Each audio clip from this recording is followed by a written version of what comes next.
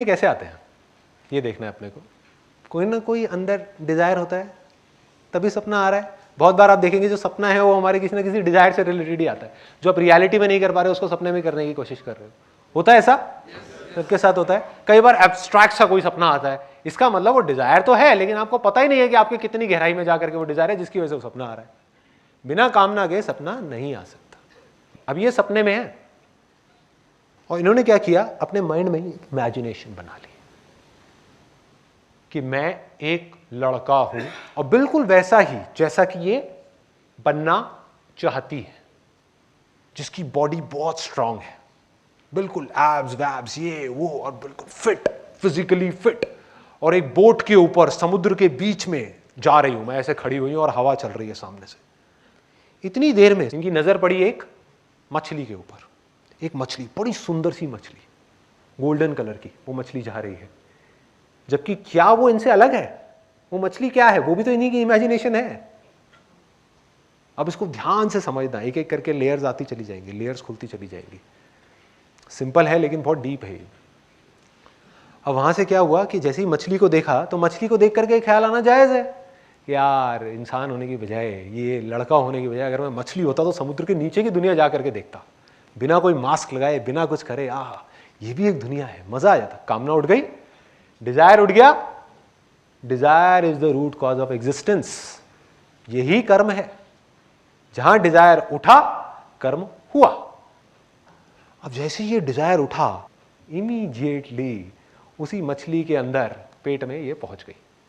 और सपने में टाइम और स्पेस नाम की कोई चीज नहीं है। जो हमारी रियल लाइफ में चीजें 50 साल में होती हैं वो सपने में 50 सेकंड में हो जाती है। तो क्या हुआ, इमीडिएटली इनके अंदर वो आया, उसके अंदर पेट में वो पहुंची और वहां से वो निकली और फटाफट से बड़ी हुई और तैर रही है। अब ये क्या बन गई? मछली। अब उस लड़के को भूल गई। अब ये मछली है और मछली की दुनिया देख रही है, मछली की नजर से दुनिया को देख रही है। चाहे उस लड़के को देख रही है, चाहे समुद्र के अंदर देख रही है, चाहे यहां, चाहे वहां, चाहे यहां, वहां, वहां, वहां। अब इनके अंदर डिजायर उठा। मछली है, गोल्डन कलर की, बड़ी सी, अच्छी सी, सुंदर सी मछली जा रही है, जा रही है, जा रही है, जा रही है। एकदम से इनकी नजर पड़ी कि यहां पर एक और मछली है जिसके साथ में उसके 2 छोटे छोटे बच्चे हैं। और उसने कहा कि यार काश मेरे भी 2 बच्चे होते। बड़ा सिंपल सा डिजायर है, उठेगा ये। अगर सपने की आप गहराई में जाओगे, ऐसे तो सपने बनते हैं, बस ये है कि हम उसको देखते नहीं है, हमें पता नहीं लग रहा होता कैसे बन रहे हैं। मैं आपको चेन बता रहा हूं कि कैसे बनते हैं, कैसे बनते हैं। एक सपने में से एक सपना बना जहां पर ये लड़का है, वहां पर से एक सपना बना जहां पर ये मछली है, और मछलियों को और उनके बच्चों को, उसकी फैमिली को देख करके इनके अंदर एक और डिजायर उठा कि मेरी भी फैमिली होनी चाहिए। जैसे ये डिजायर उठा, उनके अंदर से मछलियां बाहर आ गई। अब ये भी 2 मछलियों के साथ में तैर रही है। और क्या बोला इन्होंने कि ये दोनों मछलियां, ये जो दोनों हैं, ये मेरी है, बाकी कोई मेरा नहीं है। इस मछली के लिए ये वाली, क्योंकि वो पीछे का सब भूल चुकी है, उसके लिए आज की जो रियलिटी है वो क्या है, सपने के अंदर, इस लेयर के अंदर, कि ये जो बच्चे हैं ये मेरे हैं, जबकि सब कुछ ही इनका है। समझ गए क्या हो रहा है? वो लड़का भी यही है, मछली भी यही है, सब कुछ यही है। अब एक दिन एक शिकारी आया और उसने आ करके कांटा फेंका, और कांटा जा करके, ये तो बड़ी थी, ये तो बच गई, इन्होंने देखा एकदम से। लेकिन जो बच्चा है, जिससे आपको इतना प्यार है, जिसके साथ पता नहीं कब तक आप खेलते रहे, खेलते रहे, खेलते रहे, खेलते रहे, और बड़ा जबरदस्त अटैचमेंट है, क्योंकि उस अटैचमेंट को आप अपने माइंड के लेवल पे, बॉडी के लेवल पे फील कर चुके हो, बहुत अच्छे तरीके से आप फील कर चुके हो। और जैसे ही उसके गले में कांटा पड़ा, वो छटपटाने लगा। आपका जो बच्चा है, एक बच्चा है, दूसरा वो रोने लगा, जो दूसरी मछली है, और आप उसको देख रहे हो, अपने बच्चे को आप बचाने की कोशिश कर रहे हो, उस कांटे से लड़ रहे हो, अपने आप को उससे जाकर के टकरा रहे हो, लेकिन आप उसको छुड़ा नहीं पा रहे। और धीरे धीरे करते करते वो बेचारी खून ही खून चारों तरफ, और उसको ऊपर से खींच लिया, एक शिकारी ने खींच करके अपने पास में रख लिया। अब भयानक गुस्सा है और बदला लेने की भावना आई अंदर से, आएगी कि कौन है, मैंने किसी का क्या बिगाड़ा था, मैंने किसी का क्या बुरा किया था जो मेरे बच्चे को मार दिया। मैं अच्छी खासी खेल रही थी अपने बच्चे के साथ में, क्या दिक्कत थी? कोई दिक्कत नहीं थी। क्यों आकर के शिकारी ने मारा मेरे बच्चे को? क्यों मारा? और इनके अंदर गुस्सा भर गया, भयानक गुस्सा, बदला लेने की भावना आई कि मैं उस शिकारी को छोड़ूंगी नहीं। ऐसा ही होगा अगर रियल लाइफ में इमेजिन करो, अगर आप में से किसी के बच्चे के ऊपर कोई हाथ डाल दे, आप क्या करोगे? यही तो करोगे ना। गुस्सा आना जायज है। आप कहोगे मैं नहीं छोड़ूंगा, मेरे बच्चे को कैसे मारा इसने, मैं नहीं छोड़ने वाला। यही हुआ इनके साथ में। तो सपनों की एक लेयर में से दूसरी लेयर में से एक और लेयर निकल गई, और हर लेयर अपने आप में कंप्लीट यूनिवर्स है, एक कंप्लीट दुनिया है। और जैसे ही ये कामना उठी, जैसे ही ये डिजायर उठा इनके अंदर, इमीडिएटली ये यहां से हट करके कहां पहुंच गई? एक लेडी थी जो फॉर एग्जांपल प्रेग्नेंट होने वाली थी, तो सीधा उनके कोख में पहुंच गई, उनके अंदर वहां पे गई, जा करके पैदा हुई, पैदा होते ही बड़ी हुई, बड़ी हुई, बड़ी हुई और बड़ी हो गई। वहां पर वो लड़का है, बदला लेने के लिए पैदा हुई। उसने जा करके मारा उस शिकारी को, और वो शिकारी मर गया। और अब हुआ क्या कि वो शिकारी जिसने एक मछली के बच्चे को मारा था, वो कांटा फेंका था, वो कौन था? वही आदमी जो उस नाव पे चल रहा था। समझ आ रहा है?